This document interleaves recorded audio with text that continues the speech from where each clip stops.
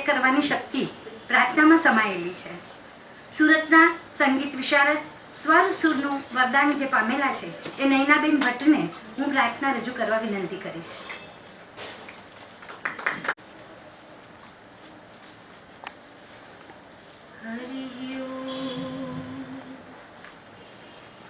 વક્રતુંડ મહાકાય સૂર્યકોટિ સમપ્રભા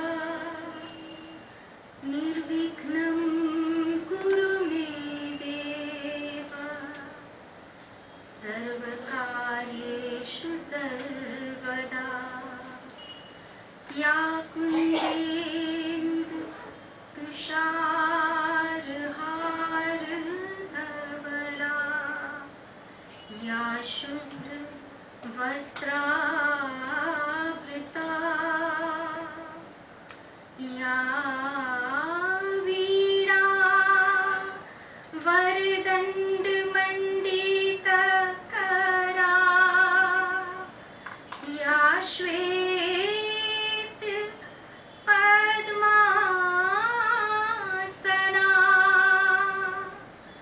યા બ્રહ્માચ્યુત શંકર પ્રભૃતિભિર દેવૈ સદા વંદિતા સા માં પાતુ સરસ્વતી ભગવતી નિશેષ જાણ્યા યોऽन्तઃ પ્રવિશ્ય મમ વાચ મિમાં પ્રસુપ્તાં સંજીવયત્યખિલ શક્તિધરા સ્વધામ્ના અન્યાન્સ્તઃ ચરણ શ્રવણત્વગાદીન પ્રાણાન્નમો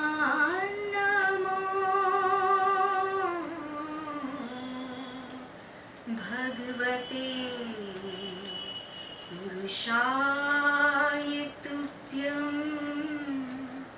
પ્રાણાન્નમો.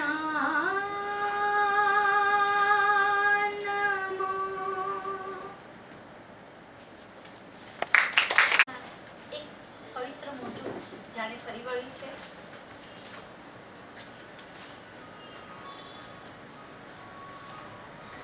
લેખિકા મંચ સુરતની સ્થાપના કરવાનો વિચાર એમને સ્ફુર્યો અને એક બીજ રોપ્યું.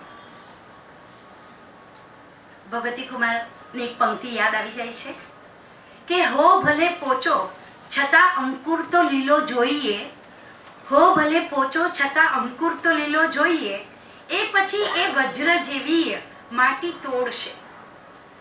આ પંક્તિને સાર્થક કરવા દ્રઢ મનથી જેમણે પ્રયત્ન કર્યો અને આજે એ પરિપાક રૂપે છે એવા નિમિષાબેન દલાલને અત્રે ઉપસ્થિત સૌને આવકારવા માટે હું વિનંતી કરું છું.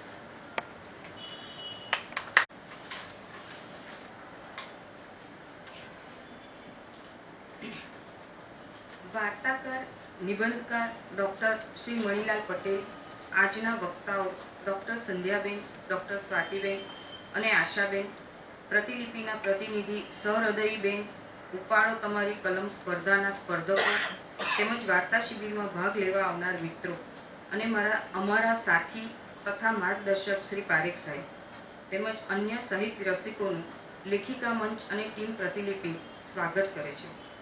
આપને જાણવું ગમશે કે લેખિકા મંચની શરૂઆત કઈ રીતે થઈ અને શા માટે થઈ.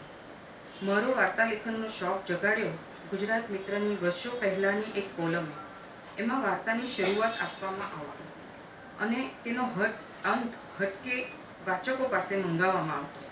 આ કોલમમાં મેં મારી 5 વાર્તાઓનો અંત લખીને મોકલ્યા હતા અને તેમાંથી 3 પસંદ થઈ છપાયા હતા. ત્યાર પછી મેં સંપૂર્ણ વાર્તા લખવાનું સાહસ કર્યું અને 8 વાર્તાઓ લખી કાઢી. પણ એને ક્યાં છપાવવા મોકલવી તેનું કોઈ યોગ્ય માર્ગદર્શન આપનારું નહોતું. એટલે એ બસ કાગળ બનીને પડી ગયું. એવામાં ગુર્જર પ્રકાશનની એક જાહેરાત વાંચી. એ લોકો નવોદિત વાર્તાકારોનું પુસ્તક તૈયાર કરવા માંગતા હતા અને લેખક લેખિકાઓ પાસે મૌલિક રચનાઓ મંગાવી હતી. મેં મારી 8 વાર્તાઓ મોકલી આપી. એક પણ પસંદ ન થઈ. તેના સંપાદક શ્રી રોહિતભાઈ શાહ સાથે થયેલી ટેલિફોનિક વાતમાં તેમણે બધી કૃતિઓ સુધારો માંગે છે એમ કહ્યું. હવે એવું કોણ હોય જે નવોદિત માટે સમય કાઢી વાર્તાઓ સુધારી આપે? ફરી વાર્તાઓ પડી રહી. થોડા સમય પછી ફરી એક તક આવી. મમતા નામનું એક વાર્તાઓનું સામયિક શરૂ થવા જઈ રહ્યું હતું ને તેમણે એક વાર્તા સ્પર્ધાનું આયોજન કર્યું હતું. તેમાં વાર્તાઓ મોકલવામાં સંખ્યાની કોઈ મર્યાદા નહોતી અને જો વાર્તાઓ પસંદ ન થાય તો એ કેમ પસંદ ન થઈ અને તેને કઈ રીતે સુધારી શકાય તેનું માર્ગદર્શન શ્રી મધુરાઈજી આપવાના હતા. મેં હરખ-પદુડીએ પાછી મારી 8 વાર્તાઓ સ્પર્ધામાં મૂકી આપી. પરિણામ તો નક્કી જ હતું. એ વાર્તાઓ સ્પર્ધાને લાયક ન ઠરી અને આટલી બધી વાર્તાઓ માટે સુધારાની સૂચનાની અપેક્ષા પણ કેવી રીતે રખાય? હા, એક વાતનું આશ્વાસન જરૂર હતું કે એમાંથી 2 વાર્તાઓ તેમણે મમતામાં છાપવા યોગ્ય ગણી હતી. આમ ફરી વાર્તાઓ કાગળ બની રહી. આમ કરતા એક દિવસ લેખક મંડળની મીટિંગમાં પારેખ સાહેબને સાંભળવાનું બન્યું.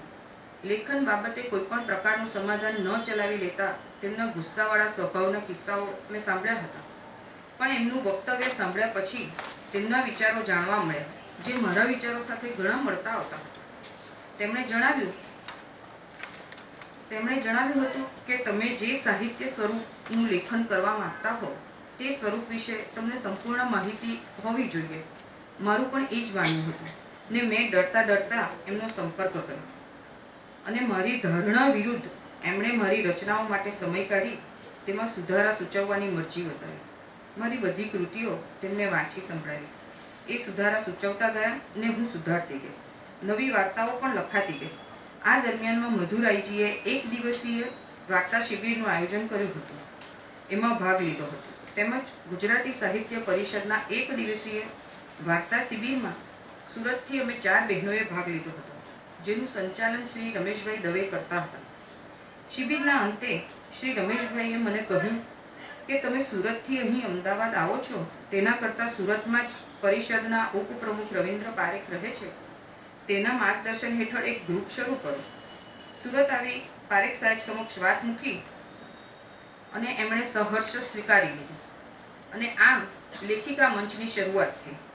આ મંચમાં લેખિકાઓ પોતાની કૃતિનું પઠન કરે છે અને ગ્રુપના બીજા સભ્યો તેમજ પારેખ સાહેબ તેમના વિશે મંતવ્ય આપે છે અને છેલ્લે પારેખ સાહેબ 5 મિનિટનો એક લેખન વ્યાયામ કરાવે છે. આજે જુલાઈ 2014થી અમારી લેખિકા મંચની બહેનો દર સપ્તાહે નિયમિત રૂપે મળે છે. લેખન પ્રત્યે સંપૂર્ણ સમર્પિત લેખિકાઓ ન મળવાથી સંખ્યામાં વધઘટ થાય છે, પણ મંચ ચાલુ જ છે. અમારો પ્રયત્ન એ જ છે કે વધુને વધુ બહેનો લેખન પ્રત્યે સમર્પિત બને અને સાહિત્ય ક્ષેત્રે લેખિકાઓની સંખ્યા વધે.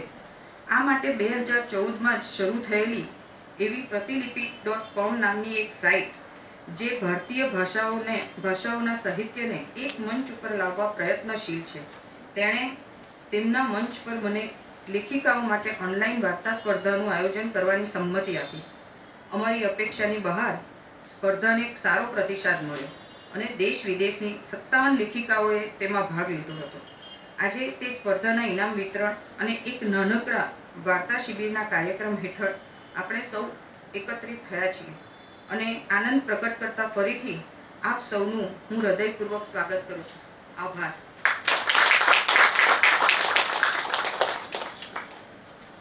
સરસ નિમિષાબેન. હવે મંચસ્થ મહાનુભાવોને આપણે તો હવે સાંભળીશું જ, પણ તે પહેલા આપણે એમનો પરિચય કરી લઈએ. તેઓનું સૌનું સાહિત્ય ક્ષેત્રે વિશેષ યોગદાન રહ્યું છે અને ઉપલબ્ધિ પણ ઘણી બધી છે. પણ પરિચય એટલે તો આચમન, અને આચમન થોડું જ હોય એટલે સંક્ષેપમાં સર્વપ્રથમ અધ્યક્ષ મણિલાલભાઈ હ પટેલ સાહિત્યમાં ઘણું પ્રદાન કર્યું છે. 100 જેટલા તો એમના પુસ્તકો લખાયા છે.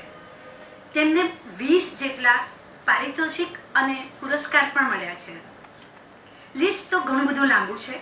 તો મુખ્ય જોઈએ તો ગુજરાત સાહિત્ય અકાદમીના 5 પારિતોષિક એમને મળ્યા છે. ધનજી કાનજી સુવર્ણ ચંદ્રક એમને મળ્યો છે.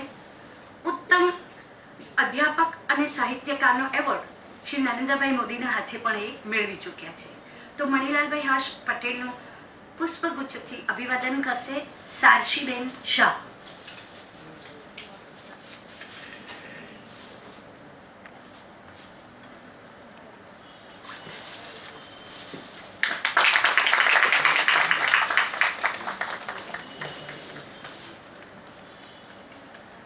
આજની શિબિરના બીજા વક્તા છે સંધ્યાબેન ભટ્ટ.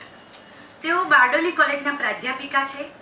કવિતા, ગઝલ, સોનેટ, વાર્તા, વિવેચન, ચરિત્ર લેખન એમનો શોખ છે અને એ માટે જાણીતા પણ છે. એમને ગુજરાત સાહિત્ય પરિષદનું પ્રથમ ઇનામ તેમજ એની સરૈયા કાવ્ય લેખનમાં પ્રથમ ઇનામ મળ્યું છે. એમની એક રચના સાધના સરગમના કંઠે ગવાઈ અને આલ્બમમાં પણ સ્થાન પામી છે. અને સંધ્યાબેન આ એપ્રિલની 3જી તારીખે અસ્મિતા પર્વમાં તેમનું કાવ્ય પઠન કરવા જઈ રહ્યા છે. તેમનું પુષ્પથી અભિવાદન કરશે સારશીબેન શાહ.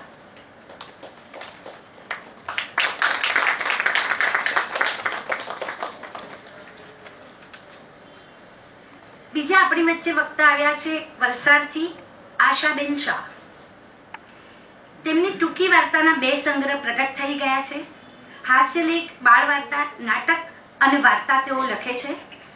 તેમને ગુજરાત મિત્ર વાર્તા સ્પર્ધામાં પ્રથમ પારિતોષિક મળ્યું હતું. તેમનું પુષ્પથી અભિવાદન કરશે સારશીબેન શાહ.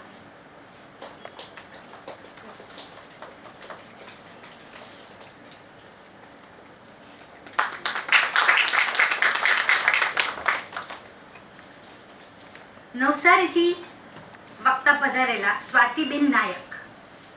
તેઓ ત્યાંની કોલેજના પ્રાધ્યાપિકા છે અને એમણે કેમેસ્ટ્રીમાં પીએચડી કર્યું છે.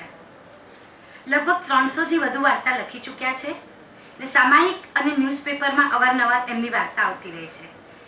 નાટક લેખન અને નાટક દિગ્દર્શન એમનો શોખ રહ્યો છે. ગુજરાત સાહિત્ય અકાદમીની સહાયથી એમનો વાર્તા સંગ્રહ અમૃતા પ્રકટ થઈ ગયો છે. પુષ્પથી એમનું અભિવાદન સારસીબેન કરશે.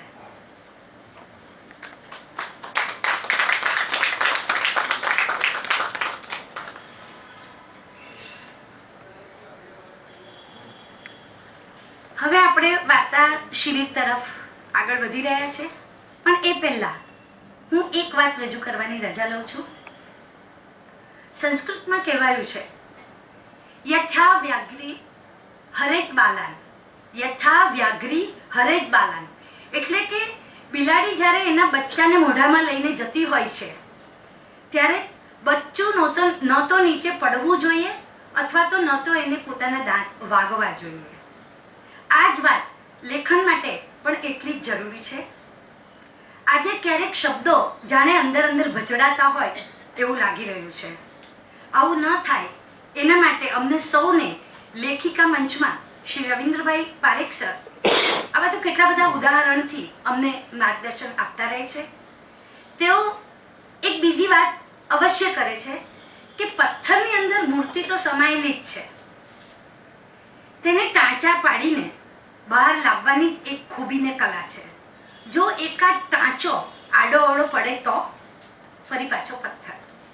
આવું સરસ, સરળ અને સચોટ માર્ગદર્શન આપીને અમને સૌ લેખિકાઓને એવો સરસ સમજ આપીને લખતા કર્યા છે. અને સાચું કહું ને તો અમારે તો દોડવું જ હતું, પણ એમણે એક ઢાળ કરી આપ્યો. આપણે સૌ 3 વખત 3 તાળી પાડીને રવિન્દ્રભાઈને આપણે બિરદાવીશું.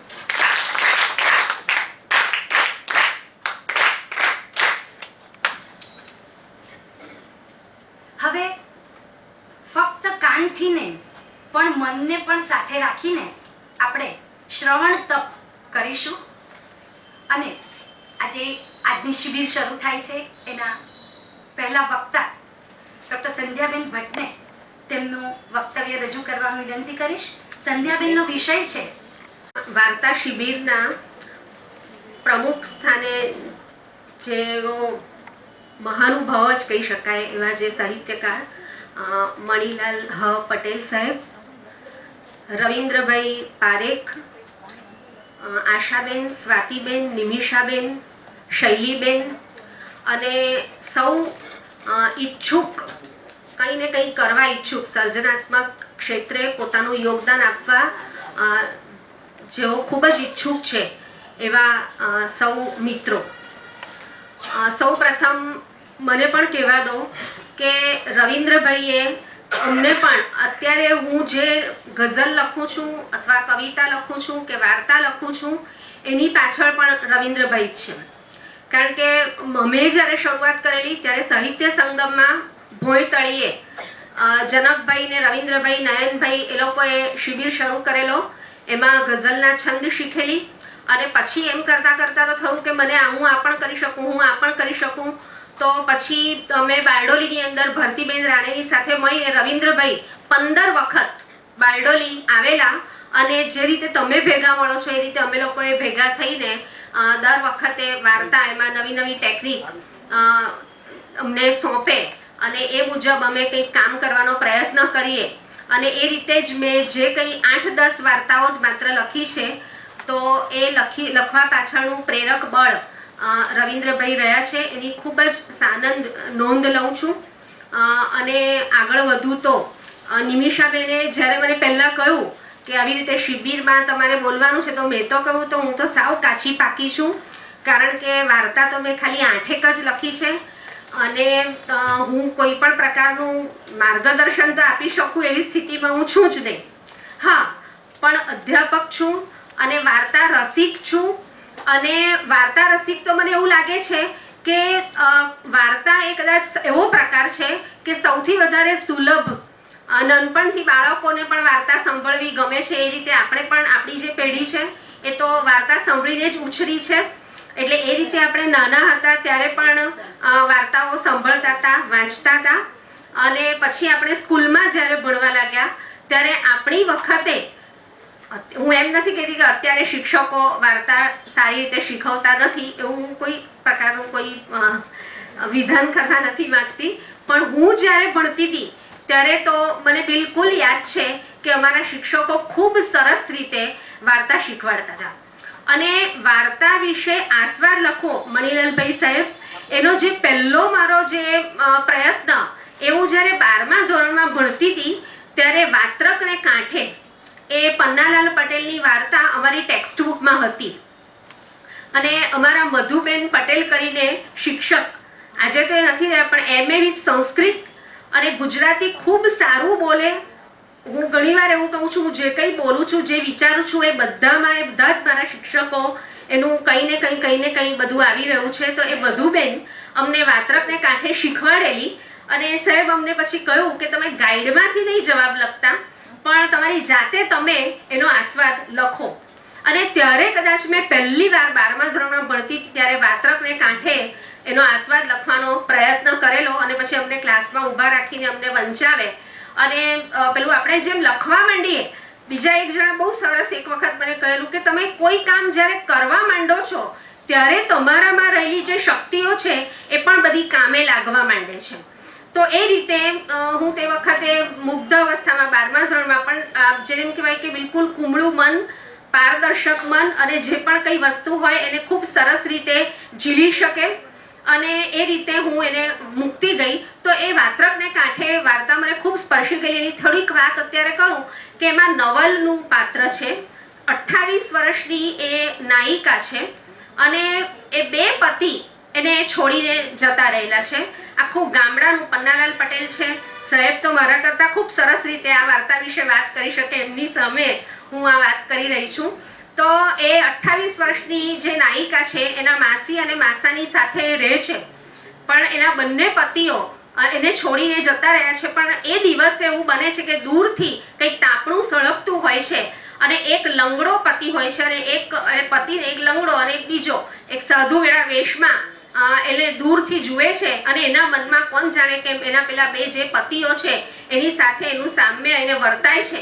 અને પછી તો એ વાત આવે છે કે એક પતિ ઘર જમાઈ હતો અને પેલા સસરાની સાથે કંઈક બોલચાલ થઈને એકદમ જતો રહ્યો, અને બીજો જે હતો એ આ નવલની કોઈએ છેડતી કરી એ વખતે પેલાથી સાંખી નહીં શકાયું અને મુખીના છોકરાનું ખૂન કરીને એ ભાગી ગયો અને ભાગતો ફરતો હતો. તો 3 વર્ષથી એનો બીજો પતિ આવી રીતે ભાગતો ફરતો હતો, અને આજે એને એ પેલા બંને આવી રીતે દેખાય છે અને એ અંદર છે ઝૂંપડાનું જે ઘર છે એમાં અંદરના ભાગે છે અને બહાર પેલા માસી માસા પેલા લોકોની જોડે વાતો કરે છે.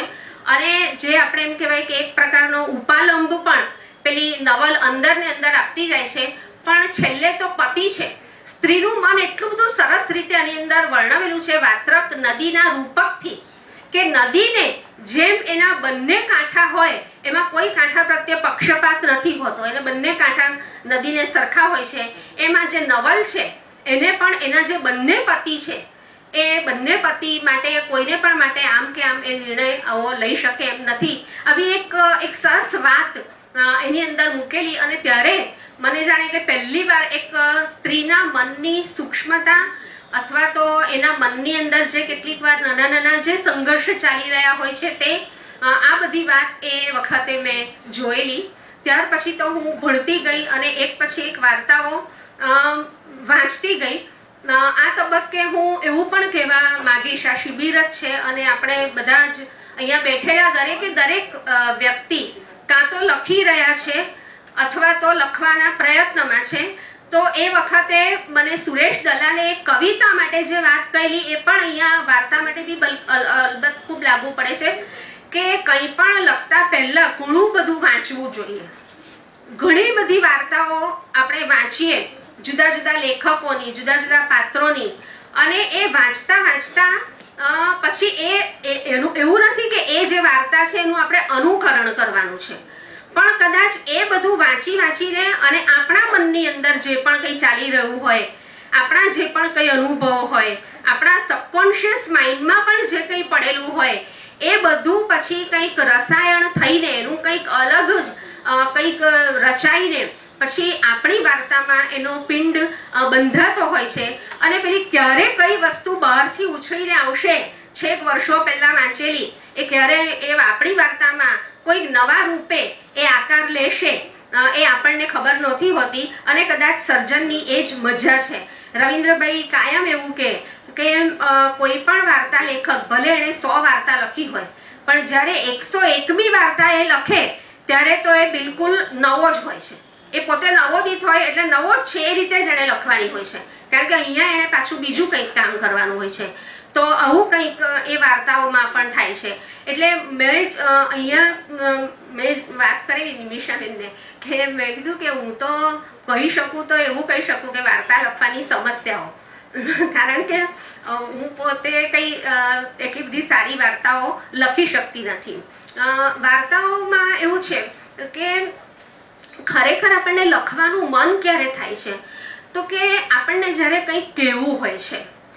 ઘણું બધું આપણા મનમાં છે અને મને એવું લાગે છે કે કદાચ સ્ત્રીના મનમાં તો ઘણા જ પ્રશ્નો, મૂંઝવણો, એવી કંઈક લાગણીઓ કે જેનો ઉકેલ નહીં મળતો હોય, કોઈને કહી નહીં શકાતું હોય, ખાસ કરીને એટલું બધું એવું હોય છે કે કોઈને કહી નહીં શકાય.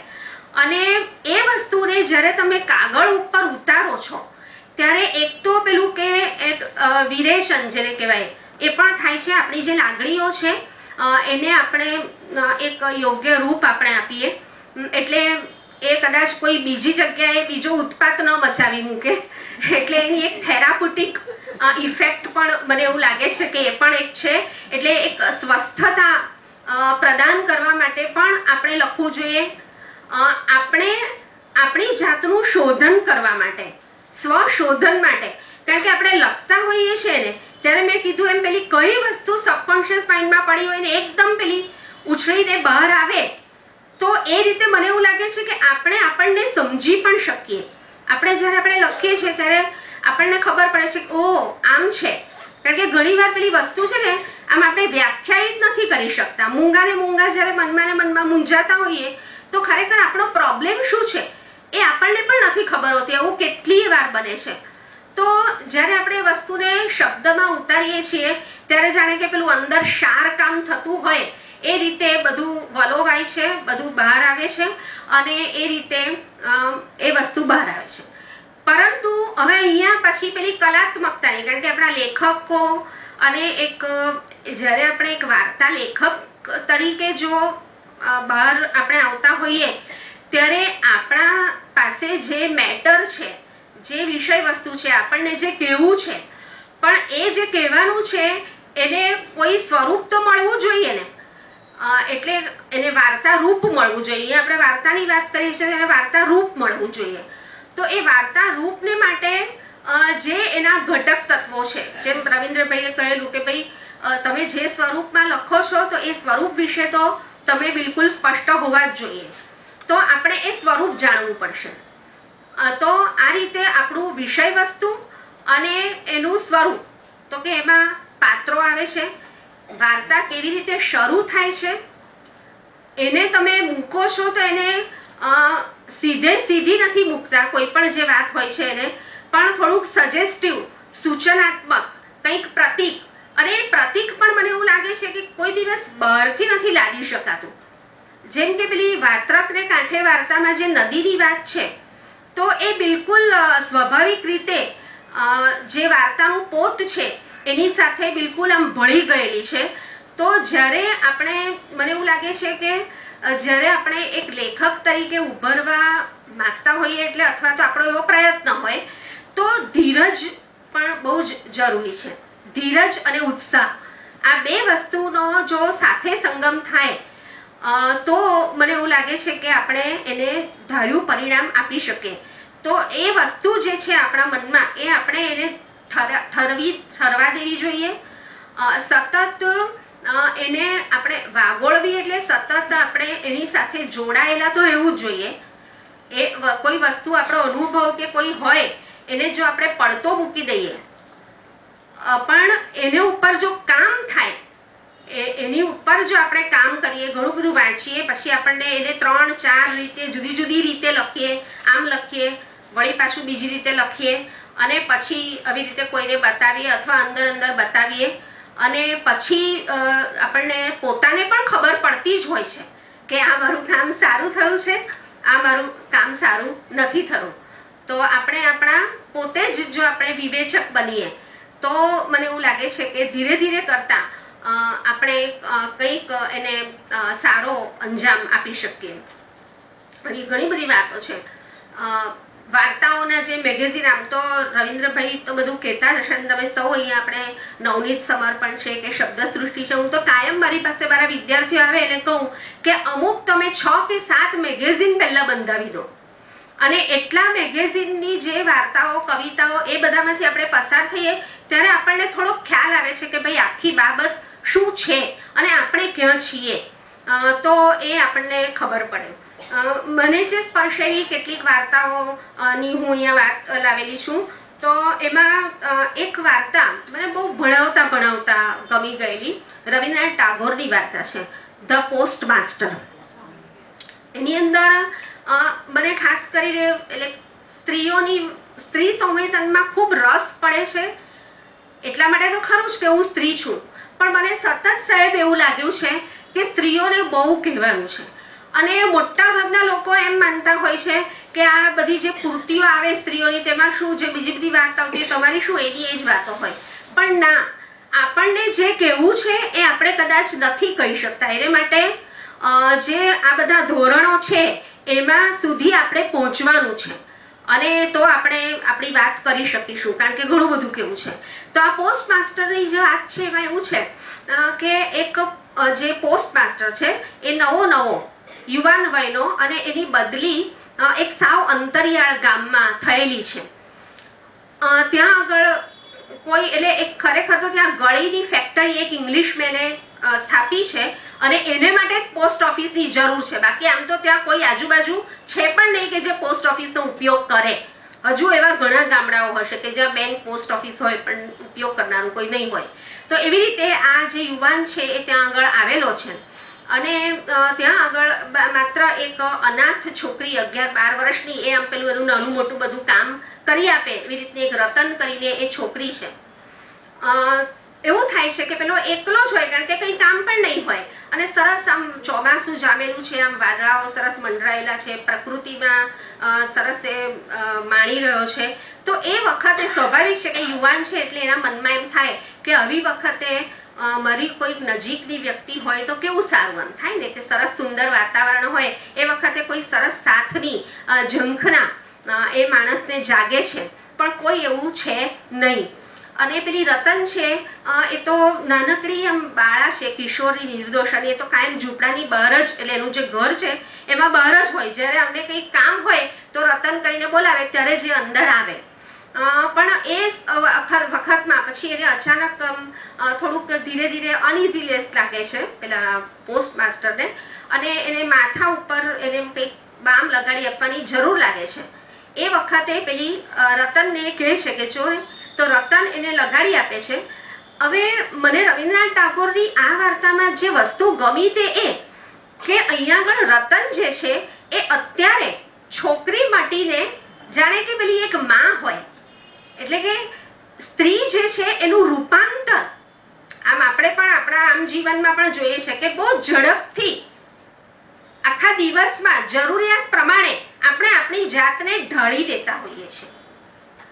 એ જે રતન છે અહીંયા આગળ ને કોઈ પણ પ્રકારની જેને એમ કહેવાય કે કદાચ કોઈક બીભત્સપણું કે અશ્લીલ એવા ક્યાંય નહીં સરે, અને એટલી સુંદર વાર્તા કે એ જે છોકરી છે અત્યારે એની જાણે કે માં તરીકે, એટલે આમ એવા વાત્સલ્ય ભાવથી એને લગાડી આપે છે બામ વગેરે. પછી તો થોડો વખત જાય છે અને પેલો તો હવે બહુ કંટાળી ગયો છે એટલે હવે એપ્લિકેશન કરે છે કે મારી અહીંયાથી બદલી કરો, બરાબર. પણ રતન જે છે એ મનોમન એવું ઈચ્છે છે, એને પોતાને પણ એને કોઈક રીતે એનો અનુબંધ આ વ્યક્તિ સાથે થયો છે, એટલે એને એવું થાય છે કે આ વ્યક્તિ અહીંયા જ રહી જાય તો કેવું સારું. પણ એક બાજુ પેલી જે વ્યક્તિ છે પોસ્ટ માસ્ટર, પુરુષ અને સ્ત્રી કેવી રીતે વિચારે છે, તો એ પેલો એમ વિચારે છે કે મારી બદલી જો ગ્રાન્ટ થઈ જાય તો સારું, બરાબર. અને પછી એ ખરેખર એની બદલી થઈ પણ જાય છે. અને આખી રાત પેલી જે રતન છે એ બહાર જ બેઠેલી છે, કારણ કે સવારે પેલું નવાનું એનું પાણી ને બધું તૈયાર કરવાનું, તો એ બધું પણ એ તૈયાર કરે છે. પછી પેલો જે છે એ જતી વખતે એને કહે છે કે ના, હું જે બીજો પોસ્ટ માસ્ટર આવશે ને તેને હું કહીશ કે તારી સંભાળ લે, બરાબર. પણ અહીંયા આગળ પેલા રવિન્દ્રનાથ ટાગોર કહે છે કે અરે પણ આ સ્ત્રીનું જે મન છે એને સમજવું તો કેટલું અઘરું છે. એને કંઈ ખરેખર પોતાના સંભાળની પડેલી નથી, પણ કોઈક રીતે એ આ જે વ્યક્તિ છે એની સાથે એક જેને લાગણી થઈ ગઈ છે, એને કોઈ આ સંબંધનું કોઈ નામ પણ નથી, પણ એને જે લાગણી થઈ ગઈ છે અને એને કારણે એ તો એવું કોઈ ઈચ્છતી જ નથી. છેલ્લા પેલો એને પોતાનો પગાર આપે છે તો એ ના પાડે છે કે ના, મને પગાર પૈસા તો મને જોઈતા જ નથી, બરાબર. અને પછી બીજી એક વળાંક છેલ્લા એ રીતે આવે છે કે પેલો પોસ્ટ માસ્ટર જે છે એ તો આખી વસ્તુની ફિલોસોફીની રીતે કે ભાઈ જીવન છે એટલે એમાં પરિવર્તન તો આવવાનું જ. પુરુષો છે એ કોઈ પણ વસ્તુ છે એને મેટર ઓફ ફેક્ટ મેનરમાં લઈ શકતા હોય છે, એને જે દુનિયાની જે રીત છે અથવા વ્યવહારની જે રીત છે એમાં તો આમ જ હોય એવું બહુ ઝડપથી જે સ્વીકારી શકતા હોય છે. એ સ્વીકારતા પેલી એક બાળાને સ્વાભાવિક છે કે ખૂબ જ વાર લાગે, અને તેથી વાર્તા બસ અહીંયા છોડી દેવામાં આવે છે. પણ અહીંયા આપણને એક પુરુષ અને એક સ્ત્રી, અને સ્ત્રી અને તે પણ બાલિકા, એ બાલિકાનું મન ખૂબ સુંદર રીતે આખી વાર્તામાં રવિન્દ્રનાથ ટાગોરે ચિતરેલું છે. બીજી એક વાર્તા સરોજબેન પાઠકની દુષ્ચક્ર. સરોજબેનની સારિકા પિંજરસ્થા, ન કૌંસમાં ન કૌંસ બહાર, આ બધી વાર્તાઓ ખૂબ પ્રખ્યાત થયેલી છે. પણ આ એક દુષ્ચક્ર વાર્તા છે. આ વાર્તા વાંચીને જયંત ખત્રી, જે આપણા વિવેચક વાર્તાકાર, ખૂબ સારા વાર્તાકાર, એમણે એવું કહેલું કે સરોજબેનની આ વાર્તા વાંચીને વિષય વૈવિધ્યની બાબતમાં હું જે ગર્વ કરતો હતો તે મારો ગર્વ ઓગળી ગયો આ વાર્તા વાંચીને. એ વાર્તામાં એવું છે, અને તમે જુઓ કે સરોજબેનની કેટલી વાર્તા એવી છે કે વર્ષો પહેલા આ પ્રકારની આના વિષય વસ્તુ ખૂબ હિંમતપૂર્વક એ વાર્તામાં મૂકી શકતા હતા, એની આપણે નોંધ લેવી જોઈએ. આજે પણ હજુ આપણે કેટલાય વિષયો મૂકતા પહેલા વિચાર કરીએ તો એ જમાનામાં સરોજબેને આ એક વિષય વસ્તુ એવું છે, એમ કે છે કે કદાચ કોઈ સ્ત્રી જ લખી શકે એવી આ વાર્તામાં એવું છે કે અવંતી જે છે આમાં પણ એ બાલિકા છે, એટલે કોલેજમાં સ્કૂલમાં 11-12માં ભણતી હોય એવી છોકરી અથવા કોલેજના પહેલા વર્ષમાં કે એવી ભણતી છોકરી એ દરજીને ત્યાં જતી હોય અને જે વીરજી કરીને છે પહેલા તો ગાજ બટન ને એવું બધું કામ કરતો હોય, પરંતુ પછી એમાં એવું પેલું એ લોકોનામાં પણ સિનિયોરિટી આવે દરજીઓના વ્યવસાયમાં પણ કે પહેલા ગાજ બટન વગેરે કરવાનું અને પછી ધીરે ધીરે એને આગળનું કામ સોંપવામાં આવે. તો આ રીતે પેલી અવંતી કાયમ આવતી હોય છે અને પછી પહેલું કામ અવંતીના કપડાં સીવવાનું કામ પેલો વીરજી કરતો હોય છે. અને પેલી નાની હોય છે એટલે બધું આમ બહુ આમ સરસ બધું કહે ને, જોજો હા આ રીતે ઝૂલ આમ રીતે રાખજો, અહીંયાથી આમ બાહી લાંબી નહીં કરી દેતા, આ રીતે કરજો, એમ બધું જે એક છોકરી હોય એ કેવી રીતે બધા દરજીને બધું કહે એવી રીતે એ કહેતી હોય છે. અને અહીંયા પણ વીરજી જે છે એને આમ અવંતીના નિર્દોષ ભાવથી અને એનાથી એક પ્રકારનું સ્વાભાવિક છે. આફ્ટર ઓલ તમે જો આ બધા માનવ સંબંધો છે, આપણે એમ માનીએ છીએ કે આ વ્યવસાય છે અને એ રીતે, પણ આફ્ટર ઓલ તો આ બધા માનવ સંબંધો જ છે. તો પછી આ રીતે અને આમાં થોડુંક એ રીતે કેમ કે થોડુંક આપણે સ્ત્રી જે હોય કેમ કે દરજી હોય ને એની સામે કેવું બરાબર ઊભા રહીને બધું માપ આપે છે, જ્યાં આગળ પોતે પોતાને એ રીતે ધરી દે છે એવી પણ વાત છે. અને પછી આગળ જતા હવે એ વીરજી હવે એના લગ્ન થવાના છે, અવંતીના લગ્ન થવાના છે, એટલે હવે અવંતીનું જે બધી બ્લાઉઝ ને જે એનું બધું સીવવાનું છે એનું કામ પણ હવે વીરજીએ કરવાનું છે. પરંતુ વીરજીને એક બાજુ એમ થાય છે કે અરે હવે આ છોકરી પરણીને જતી રહેશે, તો એ વસ્તુથી કારણે એ કેટલાક પ્રકારની આમ અનઇઝીનેસ થોડીક બેચેનીનો અનુભવ કરે છે અને કામ પણ પોતે કરી શકતો નથી. તો પેલો બીજો ભીમજી જે છે, બીજો દરજીઓમાં પણ પેલા એ તૈયાર જ છે કે ભીમજી તો પણ તે પણ એને મંજૂર નથી, વીરજીને એ પણ મંજૂર નથી કે અવંતીનું બ્લાઉઝ કે અવંતીના કપડાં કોઈ બીજું તૈયાર કરે. એને એવું છે કે ના આ તો મારે જ કરવાનું, જે આપણે એક પ્રકારનું પોઝેસિવ જેને આપણે કહીએ એવા પ્રકારની કંઈક લાગણી નો અનુભવ કરે છે. અને છેલ્લા એના ઘરે જવાનું હોય છે, બીજું બધું કામ ઘણી વાર આપણે દરજીને ઘરે બેસાડીએ એ રીતે એને ઘરે બોલાવવા માટે આવે છે, તો વીરજી જે છે એ ના પાડે છે કારણ કે ખૂબ બેચેન હોય છે. પણ વળી પાછું થાય છે કે મારે બદલે ભીમજી જશે તો તે પણ એને મંજૂર નથી. પણ એ બધી કશમકશમાં આપણને એમ થાય કે હવે વાર્તા કઈ બાજુ વળાંક લેશે. ત્યાં શું આમ બને છે કે બીજી એક છોકરી, દરજીની દુકાન હોય એટલે તો બીજા પણ કોઈક આવે ગ્રાહક. અવંતી હવે તો મોટી થઈ ગઈ છે, પરંતુ અવંતીએ જ્યારે શરૂઆત કરી ત્યારે જે ઉંમરની પેલી છોકરી એ હતી એવી બીજી એક છોકરી આવે છે. આમ પેલો ઉપર બેઠેલો છે, આખું દરજીની દુકાનનું બી સરસ માહોલનું વર્ણન કરેલું છે કે પેલા નીચે હોય પછી ઉપર પેલા કેટલાક બેઠેલા હોય, ઉપરથી નીચે દેખાવે. પેલી છોકરી આવે છે એકદમ કહે છે કે મારું આ સીવવાનું છે. ત્યારે વીરજીને થાય છે અરે હવે તો ફરીથી પાછું આ જ ચક્ર શરૂ થવાનું, વળી પાછી આ જ છોકરી વળી પાછી આ જ રીતે આમ મોટી થશે વગેરે વગેરે. અને પછી એ નીચે આવીને કહી દે છે કે ના મારાથી હવે આ કામ થાય નહીં, એમ કરીને એ આમાંથી જતો રહે છે. અને છેલ્લા વાક્યમાં સરોજબેને એમ લખેલું છે કે પછી એણે જેન્ટ્સની દુકાનમાં કામ કરવાનું શરૂ કરી દીધું. ત્યાં આગળ જયંત ખત્રી એવું લખે છે કે સરોજબેને આ લખવાની જરૂર નહોતી, વાર્તા કલાની આટલો સંયમ રાખવાની જરૂર હતી, કારણ કે વાર્તા એ કોઈ ઉકેલ આપવાનો નથી, વાર્તા એ માત્ર જે વસ્તુ છે એટલે મૂકવાની છે અને જેમ બને એમ વધારે અસરકારક રીતે મૂકવાની છે, કલાત્મક રીતે મૂકવાની છે. તો આવી આખી વાત છે. ઘણી બધી વાર્તાઓ વિશે વાત કરી શકાય. મારો અંગત મૂંઝવણ તો કાયમ એ જ રહી હોય, ફરીથી મારી મૂંઝવણની વાત કરું તો કે હું લખવા કઈ બેસું અને લખાઈ કઈ જ જાય. આવું જ વાર્તાની બાબતમાં હંમેશા થતું હોય છે. એટલે મને એવું લાગે હું કાયમ ટૂંકું જે હોય ને એ કદાચ સારું લખી શકું છું સાહેબ. એટલે મને એવું લાગે કે અને કદાચ એવું પણ હશે, એકવાર દક્ષાબેન સાથે અમારે આ રીતે વાત થયેલી કે કેમ મારાથી વાર્તા નથી લખાતી, કવિતા લખાય છે અને વાર્તા નથી લખાતી. તો દક્ષાબેન કહે છે કે કવિતા એ આત્મલક્ષી પ્રકાર છે અને વાર્તામાં તમારે થોડું પરલક્ષી બનવું પડે છે. તો એ જો આપણને પેલી ફાવટ ન હોય તો કદાચ આપણાથી એને ન્યાય નહીં આપી શકાય. તો હું પણ આ પ્રક્રિયામાં સાથે જ છું. આપણે બધા સાથે જ છીએ. આપણે બધા ખૂબ વાંચીએ, કંઈક સારું લખીએ અને આ સૌના આશીર્વાદ આપણને મળે એવી આશા સાથે વિનું છું.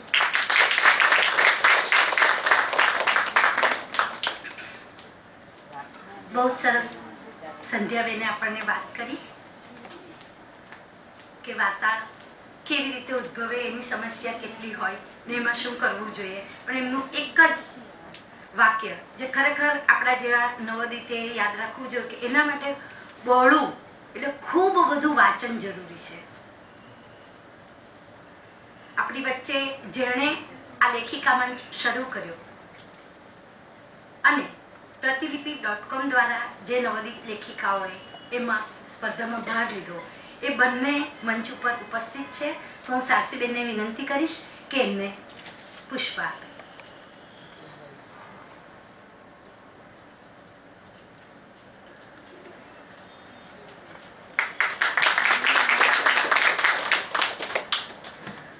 બીજા વક્તા આપણી વચ્ચે છે આજે આશાબેન શાહ, જેમનો વિષય છે વાર્તા લેખન માટે જરૂરી સજ્જતા.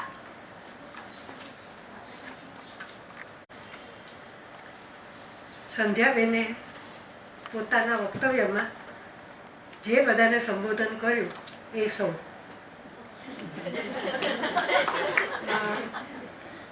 કારણ કે આ ટૂંકી વાર્તાના પ્રકારની વાત કરવી છે આપણે, એટલે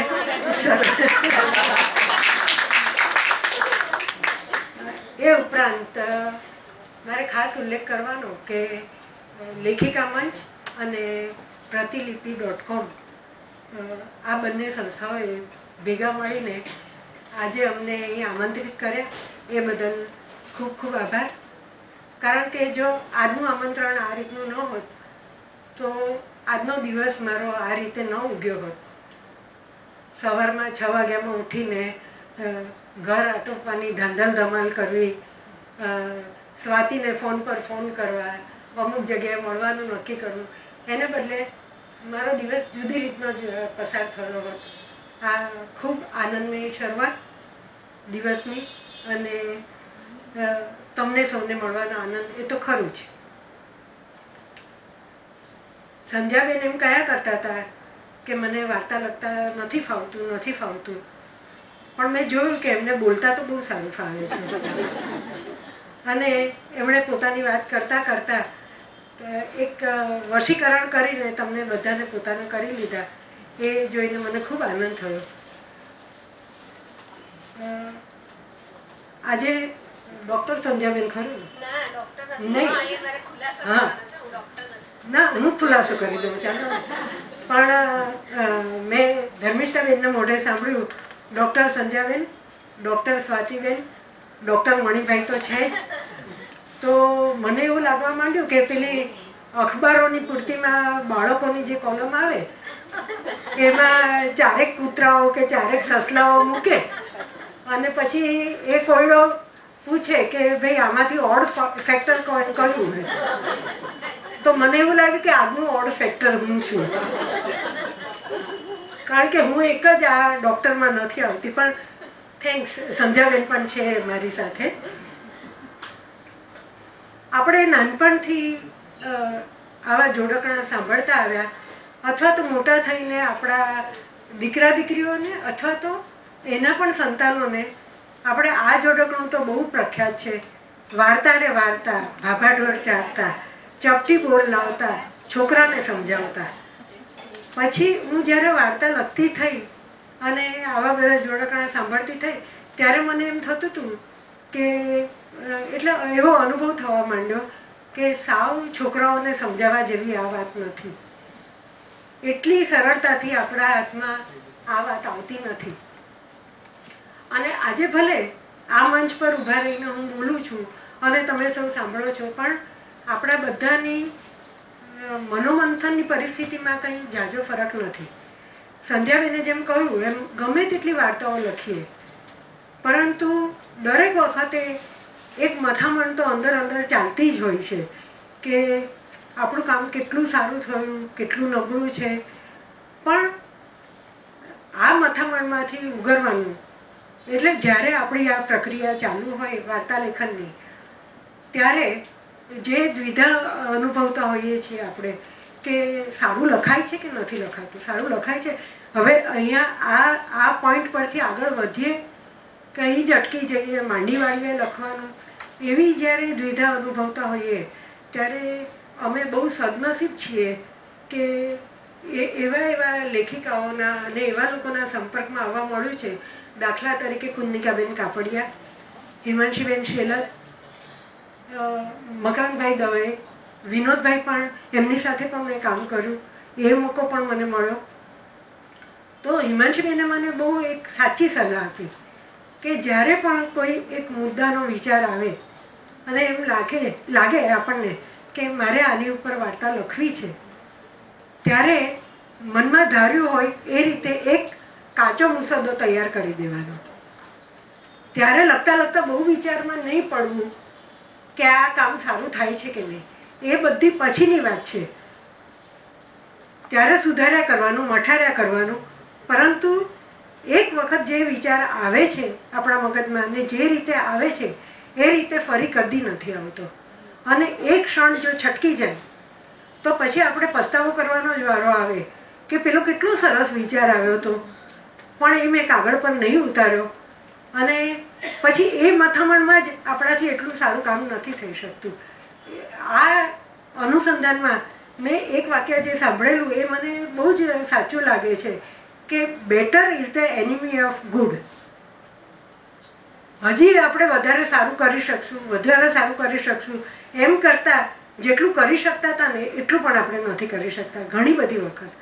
એટલે મારો વિષય ભલે એવો છે કે વાર્તા લેખન માટે જરૂરી સજ્જતા, પણ મારો એવો દાવો બિલકુલ નથી કે હું સંપૂર્ણપણે સજ્જ થઈ ગઈ અને તમને મારે સજ્જ કરવા છે. પણ આ આપણી વચ્ચેનું એક શેરિંગ છે કે તમે બધી બહેનો કલમ ઉપાડીને શરૂઆત કરો છો અત્યારે જ્યારે લખવાની, ત્યારે મારે ખાસ કહેવું છે કે આટલી બધી મથામણ આપણે ન અનુભવી અને ભલે જેવું અત્યારે મને ફાવે છે એવું કામ હું કરી લઉં અને પછી વિચારીને શાંતિથી એ કામમાં આગળ વધીશું. એવી રીતે આપણે શરૂઆત કરીએ આપણા કામની તો કદાચ વધારે સારી રીતે પણ કરી શકાય. અને વારંવાર એ તો આપણે બધા જ જાણીએ છીએ કે જે કંઈ કામ કરવું હોય એને માટેની પહેલાં આપણે એની ભૂમિકા તો તૈયાર કરવી જ પડે. એક સીધી સાદી બહેનો જ છે બધી, મોટે ભાગે ગણીને કદાચ પાંચ છ ભાઈઓ છે, પણ મોટાભાગની બધી બહેનો છે.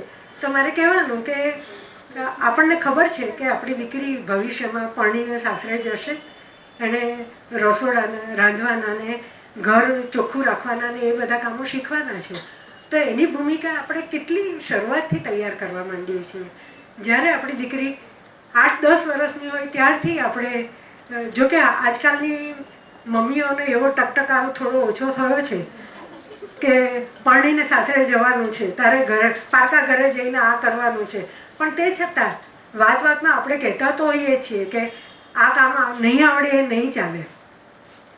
તો એ સીધી સાદી વાત આપણે વાર્તા લેખનમાં પણ અમલ કરવો જ પડે કે આપણી ભૂમિકા બહુ સારી રીતે તૈયાર પહેલાં, પછી ભલે આપણે બહુ સારા કે પ્રસિદ્ધ વાર્તાકાર કદાચ ન પણ બની શકીએ, પણ આપણા મનથી તો એવું ચોક્કસ હોવું જોઈએ કે હું વધુ સારું કામ કરી શકું. એના માટેની ભૂમિકા તૈયાર કરવા માટે મારે સારા લેખકોને વાંચતા જવા જોઈએ. અને માત્ર વાર્તાઓ નહીં, પણ એમાં મણિભાઈ કેટલા સુંદર નિબંધો લખે છે કે એમના નિબંધો વાંચતા વાંચતા આપણને આખું દ્રશ્ય આપણી નજર સામે ખડું થાય. હમણાં જ શબ્દસૃષ્ટિના અંકમાં મેં એમનું રતનમહાલ એ નિબંધ વાંચ્યો તો જાણે એમની સાથે સાથે જ આપણે ફરતા હોઈએ એમણે જે કુદરતનું દર્શન કર્યું એ આપણે પણ કરી રહ્યા હોઈએ. એટલે માત્ર એવું નથી કે વાર્તા લખવી છે તો વાર્તાઓ જ વાંચવી, પરંતુ દરેક પ્રકારનું સાહિત્ય પ્રકારમાંથી પસાર થતાં આપણને કયા ટાઈમે કઈ વસ્તુ કામ લાગવાની છે આપણી આ સર્જન પ્રક્રિયામાં એ આપણને નથી ખબર. પણ લખતા અચાનક જ એવો ઝબકારો થાય કે હા, મેં ફલાણું વાંચ્યું હતું ને, તો એ આપણને અહીંયા કામ લાગી શકે. એટલે મારી બહેનોને વિનંતી કે ખૂબ સારું વાંચન કરતાં આપણે એટલા બધા ઘડાતા જઈએ છીએ કે એનો પણ એક અંદરખાને જે આનંદ અનુભવી શકીએ છીએ એ આપણું મન જ સમજી શકે. તો ઘણા બધા લેખકોને મેં પણ વાંચ્યા છે. જોસેફભાઈ અને મણિભાઈ સૌ પહેલાં મારે આંગણે આવ્યા હતા, અને જે અમારી વચ્ચે ઘરોબો કેળવાયો એ પછી તો જોસેફભાઈ કોઈ પણ એમનું નવું પુસ્તક નીકળે તો મને અચૂક રક્ષાબંધનની ભેટ તરીકે મોકલતા, અને એમની ખૂબ વાર્તાઓ વાંચી છે. ને વાંચતા એમ થાય કે એક પુરુષ હોવા છતાં સ્ત્રીની સંવેદના એ કેટલી બારીકીથી સમજી શકે છે. તો જોસેફભાઈને વાંચ્યા, મણિભાઈને વાંચ્યા, રવિન્દ્રભાઈને પણ વાંચ્યા. પછી ખાસ કરીને ઈશ્વર પેટલીકર, ધૂમકેતુ, હરીશ નાગરેચા. જો બહેનોએ ન વધારે વાર્તા વાંચી હોય તો હરીશભાઈની વાર્તાઓ વાંચવાની પણ હું ખાસ ભલામણ કરીશ. ગિરીશ ભટ્ટ, મોહન પરમાર, આ બધા ભાઈઓ, હું ઘણાને ભૂલી જતી હોઈશ. મારો અત્યારે યાદી અહીંયાથી આપવાનો કોઈ ઈરાદો નથી. ઉતાવળે મને જે નામો યાદ આવે છે. પછી બહેનોમાં વિનોદિની નીલકંઠ, ધીરુબેન, ખાસ આપણા આદરણીય નવલકથાકાર, સાહિત્યકાર, ટૂંકી વાર્તાકાર ધીરુબેન, કુન્નિકાબેન, હિમાંશીબેન શેલર, વર્ષા અડાજા, ઈલા આરબ મહેતા, આ બધા અગ્રગણ્ય નામો. અને બીજી બધી પણ એવું નથી કે જે નીવડેલી કલમ હોય એને જ વાંચવી. ઘણી વખત તો તદ્દન અજાણ્યા નામો પણ એટલું સારું અને સશક્ત કામ કરી બતાવે છે. એનો હમણાંનો જ હું બીજો શબ્દસૃષ્ટિના આ જ અંકનો દાખલો આપું તો ટૂંકી વાર્તા રામ મોરીની આવી છે. એટલી સુંદર વાર્તા કે હું તો વિચાર કરતી જ રહી ગઈ કે આ લેવલ પર કોઈ કઈ રીતે વિચારી શકે. મને તો ખૂબ ગમી છે આ વાર્તા. અને એમાં પણ એક સ્ત્રીની સંવેદના એણે એટલી સરસ રીતે રજૂ કરી છે ને. નામ છે મહોતું, વાર્તાનું નામ, એટલે આપણે સુધરેલી ભાષામાં મસોતું કહીએ, પણ એ મસોતાની કયા લેવલે એણે રામમોરીએ, તો રામમોરીનું નામ કંઈ એટલું બધું જાણીતું નથી. મમતાના 2-3 અંકમાં એમની વાર્તા ચોક્કસ સારી આવી છે, ખૂબ સારું લખે છે, પણ આ વાર્તા તો મને ખૂબ જ ગમી ગઈ. એટલે બહેનોને આ ખાસ ભલામણ. કદાચ એવું પણ લાગે કે બધા વક્તા આ વાત કર્યા કરે છે કે વાંચજો, પણ આ વસ્તુ આપણને ખૂબ કામ લાગે એવી છે. એટલે મારે ફરીથી એક વખત ભલામણ કરવાની. અને હા, બીજી એક ખાસ વાત કે મને નિમિષાબેને અથવા ધર્મિષ્ઠાબેને ફોન પર એવું કહ્યું હતું કે આજે આ સ્પર્ધાનું પરિણામ જાહેર થવાનું છે, અને મોટાભાગની બહેનો એવી છે કે જેમણે સ્પર્ધામાં ભાગ લીધો છે, તો એમને માટે પણ કંઈક કહેજો. તો મારે ખાસ સ્પર્ધાલક્ષી વાર્તાઓ માટે એમ કહેવાનું કે જ્યારે સ્પર્ધા માટે વાર્તા લખતા હોઈએ ત્યારે સૌથી પહેલાં તો નિયમોનું બરાબર વાંચન કરી જવું જોઈએ. મેં જોયું છે કે ઘણી બધી વાર્તાઓ પછી જ્યારે નિર્ણાયકો પોતાનો મત જાહેર કરતા હોય ત્યારે ખાસ કે અમે નિયમ પહેલો તો એવો આપેલો હતો કે 2 થી 2,500 શબ્દોમાં વાર્તા પૂરી કરવી. એને બદલે કાં તો કોઈ 1000 શબ્દોમાં પૂરી કરે અને કાં તો કોઈ 5-6 હજાર શબ્દોમાં. એટલે પહેલી વાર તો તમે સ્પર્ધામાંથી નીકળી જ જાઓ બહાર. પહેલા તબક્કે જ નીકળી જવું પડે કે તમે સ્પર્ધાના આ મુખ્ય નિયમનું પાલન નથી કર્યું. એટલે ઝીણવટપૂર્વક આપણે નિયમોનું ધ્યાનથી વાંચન કરી જવું જોઈએ. અને પછી એવા તો બધા ઘણા નિયમો કે ભાઈ અમુક તારીખ સુધીમાં જ તમે મોકલી આપો, ને આપણે આરામથી વિચાર કરીએ કે જ્યારે લખાશે ત્યારે મોકલીશું, શું ઉતાવળ છે. અને પછી આપણને એમ થાય કે અમારી વાર્તા કેમ નહીં લીધી, તમે સ્પર્ધામાં કેમ નહીં ગણી. તો આવી બધી દલીલો તો સ્વાભાવિક રીતે જ આપણી ઉડી જાય. અને મને એમણે બેને ધર્મિષ્ઠાબેને જ્યારે ફોન પર વાત કરી અને એમ કહ્યું કે તમને જે કોઈ પારિતોષિકો મળ્યા હોય એનો પણ ઉલ્લેખ કરજો. તો એક તબક્કો મારા જીવનમાં એવો હતો કે સ્પર્ધા માટે દોડવાનું બહુ મન થતું ને મારા મિત્રો પણ મને ફોન કરતા, ફલાણી સ્પર્ધા છે, તું તારી વાર્તા મોકલજે. એ લોકોને ખબર કે સ્પર્ધા હોય એટલે આ ઊંચી થઈ જશે એમ. પણ એ તબક્કો ક્યારનો વીતી ગયો. અને વીતી ગયા પછી એમ થાય છે કે બહુ સ્પર્ધામાં ઉતરવા જેવું નહીં. એમાં કદાચ આપણે પ્રથમ ક્રમ પણ પ્રાપ્ત કરીએ પણ પછી આપણે અમુક લેવલ પરથી આપણી જાતને જોવા માંડીએ કે હા હું તો સ્પર્ધામાં પહેલી આવી હતી, હવે મારે આમાં વધારે આગળ વધવા જેવું કંઈ મારે માટે નથી, આપણે સંપૂર્ણ થઈ ગયા એવો એક ખ્યાલ આવે તો એ આપણે માટે ખતરાની ઘંટી જેવો છે એવું મને લાગે કે હવે વધારે પારિતોષિકમાં પડવાનું મન નથી થતું. નહીં એવું પણ નથી કે દ્રાક્ષ ખાટી છે એટલે હું આવું કહી રહી છું કે ભાઈ મને તો ઇનામ મળવાનું જ નથી તો પછી સ્પર્ધામાં શું કરવા ભાગ લેવો, એવું કદાચ નથી, નક્કી જ નથી.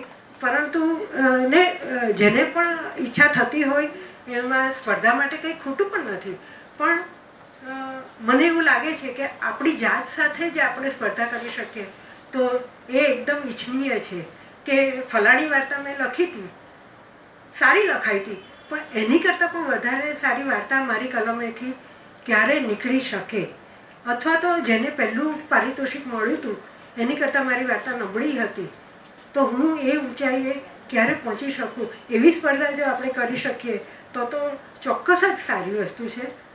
અને બીજું એક કે બહુ સ્પર્ધા માટે દોડવા જતાં કોઈ અનિચ્છનીય વળાંક આપણાથી ન લઈ લેવાય એ વસ્તુનું ધ્યાન રાખવું. અત્યારે રવિન્દ્રભાઈ બેઠા છે, એમને ખબર જ છે મારે કોઈનું પણ નામ લઈને કે કોઈને પણ ઉતારી પાડવાની વાત સાથે આ વાત નથી કરવી. પરંતુ જ્યારે આપણે સ્પર્ધાની વાત કરી રહ્યા છીએ ત્યારે કે મારા પરિચયમાં બેને ગુજરાત મિત્રની સ્પર્ધાનો જે ઉલ્લેખ કર્યો કે મને પહેલું ઇનામ મળેલું, ત્યારે બીજા ઇનામ માટે જે અને પછી ગુજરાત મિત્રએ એવું નક્કી કર્યું કે પહેલો, બીજો અને ત્રીજો નંબર જે વાર્તાઓને મળેલો એ રવિવારની પૂર્તિમાં એ લોકો છાપતા હતા. તો પહેલી મારી વાર્તા છપાઈ ગઈ. પછી બીજી વાર્તા જે આવી એ વાર્તા વાંચીને મને એવું લાગ્યું કે આ વાર્તા તો મારી વાર્તા કરતાં સારી છે. તો નિર્ણાયકોએ આ વાર્તાને બીજો અને મારી વાર્તાને પ્રથમ ક્રમ કેમ આપ્યો હશે. અને મેં એ જેની વાર્તા હતી એ બેનને અભિનંદન આપવા માટે ફોન પણ કરેલો કે તમારી વાર્તા બહુ સરસ છે, મને બહુ ગમી, તો મારા ખૂબ ખૂબ અભિનંદન તમને. એ બેને અભિનંદન સ્વીકાર્યા પણ ખરા. ત્રીજી વાર્તા પણ આવી ગઈ ગુજરાત મિત્રોમાં. એ પછી ગુજરાત મિત્રના કોઈ સજાગ બેન એમને મનમાં સતત ઘોળાયા કરે કે આ બીજા ઇનામવાળી જે વાર્તા છે એ મેં ક્યાંય ને ક્યાંય વાંચી છે. અને એ બેને એટલી બધી મથામણ કરી કે લાઇબ્રેરીમાં ગયા, ચોપડા ઉથલાવ્યા અને ધીરુબેન પટેલની વાર્તા એટલું એમના મગજમાં હતું કે આ વાર્તા ધીરુબેન પટેલની હોવી જોઈએ. અને એમણે શોધખોળ કરીને અંતે ધીરુબેનની વાર્તા, ધીરુબેનના સંગ્રહમાંથી આ વાર્તા કાઢી અને ગુજરાત મિત્ર પર મોકલી કે તમે જુઓ કે વર્ડ ટુ વર્ડ આ વાર્તા ધીરુબેનની જ છે, ફક્ત પાત્રોના નામ આ બેને બદલાવેલા છે. અને પછી તો સ્વાભાવિક છે કે હવે નિર્ણાયકોએ બધા જ લેખકોની બધી વાર્તાઓ વાંચી હોય એવું તો શક્ય જ નથી. એટલે ગુજરાત મિત્રએ અને નિર્ણાયકોએ એ ભૂલ સ્વીકારી અને ગુજરાત મિત્રમાં એ છપાયું પણ ખરું કે આ બીજા ઇનામને જે પાત્ર, જે વાર્તા ગણાયેલી એ ઉઠાંતરી હતી. અને કેટલી નાલેશીની વાત કહેવાય કે ઇનામ મળે કે ન મળે એ વાત બાજુ પર રાખીએ, પણ આવું પેપરોમાં છપાઈ આપણે માટે અને પછી આપણે સંતોષ લઈએ કે ધારો કે ન પણ છપાયું હોત, આ બધી વાત બહાર ન પણ આવી હોત, તો પણ આપણે કઈ રીતે સંતોષ લઈ શકીએ કે મારી વાર્તાને ઇનામ મળ્યું. અને વાત માત્ર 5,000 રૂપિયાની હતી. એ બેને 5,000 રૂપિયા પરત કરવા પડ્યા ગુજરાત મિત્રને. એટલે ફક્ત આ દીવાદાંડી રૂપ જ હું વાત કરું છું. આપણે અહીં કોઈનો ઉલ્લેખ નથી કરવો, કશું નહીં. અને હા, તે છતાં ધીરુબેન પટેલનું કેટલું બધું સૌજન્ય કે એમને એવો વિચાર આવ્યો કે ભલે આ બેને મારી વાર્તાની કોપી કરી હોય કે જે હોય તે, પણ આવી બધી જાહેરાત થઈ એનાથી ક્યાંક ભૂલે ચૂકે એ બેન વાર્તા લખતા અટકી ન જાય. એમણે મારી પાસેથી એ બેનનો નંબર લીધો અને હા, ખરેખર તાળીઓ ધીરુબેન માટે ખૂબ ખૂબ. અને એમણે કેટલું બધું સૌજન્ય બતાવ્યું કે આટલી મહાન વ્યક્તિ હોવા છતાં પેલા બેનને ફોન કરીને એમ કહ્યું કે કશો વાંધો નહીં, આવી ભૂલ થઈ ગઈ તો કંઈ વાંધો નહીં, પણ તમે વાર્તા લખતા અટકતા નહીં, તમે સારી ને સારી વાર્તા લખતા રહેજો.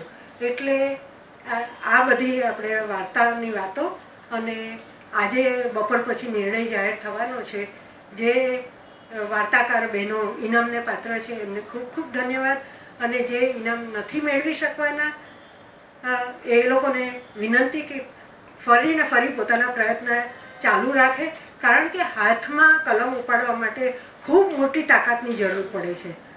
મેં ક્યાંય વાંચેલું કે ખાનગીમાં તો ઘણા લોકો લખતા હોય, પણ જાહેરમાં પોતાની વાત મૂકવી એ જ એક બહુ મોટી હિંમતની વાત છે. એ જ્યારે તમે બધી બહેનો કરી રહ્યા છો ત્યારે આ વાત મૂકતા નહીં. અને ધીરુબેનને પણ અહીંયા પ્રીતિબેન હાજર છે, બીજા પણ લેખિનીમાંથી યામિનીબેન આવવાના હતા. હા, આ બધા લેખિનીના બહેનો, તો એ લોકોને તો વારંવાર ધીરુબેન પાસેથી સાંભળવા મળે છે કે બહેનોએ લખવું જ જોઈએ, બહેનોએ વધારે ને વધારે લખવાના પ્રયત્ન કરવા જોઈએ. અને એને માટે અત્યારે 88-89 વર્ષની ઉંમરે પણ ધીરુબેન કેટલા પ્રયત્નો કરે છે. તો તમે પણ નિમિષાબેન, આ બેન જે પ્રયત્ન ચાલુ કર્યા છે એ ચાલુ ને ચાલુ રાખજો. અને મારી વાર્તા છે એટલા માટે હું નથી કહેતી, પણ હું એક તદ્દન જુદા પ્રકારનું ટૂંકી વાર્તાનું કામ ભૂમિપુત્રમાં કરી રહી છું. એના આ તર્પણ ભાગ 1, તર્પણ ભાગ 2 અને જન્નીના હૈયામાં, આ બધી મારી ભૂમિપુત્રમાં વાર્તાઓ આવેલી છે. પણ ટૂંકમાં આ વાર્તાઓની પ્રક્રિયા વિશે હું જણાવી દઉં કે ભૂમિપુત્ર જે સામાયિક વડોદરાથી નીકળે છે એનું ફક્ત છેલ્લું A4 સાઇઝનું એક પાનું, એટલી જ વાર્તા તૈયાર કરવામાં આવે છે. ફક્ત 750 શબ્દ, 750થી બહુ તો 750, અને એટલું એક જ પાનું. એને માટે ગુજરાતી ભાષાની વાર્તા નથી આ. એને માટે મરાઠી એટલે ગુજરાતી સિવાયની કોઈ પણ ભાષા અથવા તો દુનિયાભરની, વિશ્વની કોઈ પણ ભાષામાંથી મારે વાર્તા પસંદ કરવાની રહે છે. અને એ વાર્તા ધારો કે 6 કે 8 પાનાની પણ હોય તો એનો આખી વાર્તાનો રસ અકબંધ રહે એ રીતે સર્જન પ્રક્રિયા કરી ને માત્ર આ છાપેલા 2 કે 2.5 પાના એટલી વાર્તા તૈયાર કરવાની રહે છે. અને આ આખી પ્રક્રિયા કરવામાં મને ખૂબ આનંદ મળે છે. અને મને એમ થાય છે કે આ કામને કારણે મારી ક્ષિતિજો કેટલી વિસ્તરતી જાય છે અને કેટલી ભાષાઓના પરિચયમાં, કેટલા લેખકોના પરિચયમાં આવવાનું મને બને છે. એટલે આ વાતથી મને ખૂબ જ આનંદ થાય છે. અને આજે છેલ્લા 4 વર્ષથી હું આ કામ સંભાળી રહી છું. મારી પાસે 5 નકલો છે અત્યારે. કોઈને પણ આ બધી આપણી અત્યારનું સેશન પતે પછી જરૂર હોય, લેવી હોય તો મને કહેજો. ખાસ તો એટલા માટે જ મારે આ વાત કરવાની છે કે ટૂંકી વાર્તાની વાત અત્યારે ચાલી રહી છે. એટલે નહીં કે મારું કામ છે કે આનું કામ છે, પણ આપણે વાર્તા કેટલા ટૂંકામાં સમાવી શકીએ અને એમાં કેટલા જરૂરી શબ્દો છે એ સિવાયનું બધું કાઢી નાખવાનું. એટલે ટૂંકી વાર્તામાં આ એક બહુ તાવણી થાય એવી વાત છે. એટલે હું આ વાત કરું છું. અને ખૂબ ખૂબ ધન્યવાદ ફરીથી.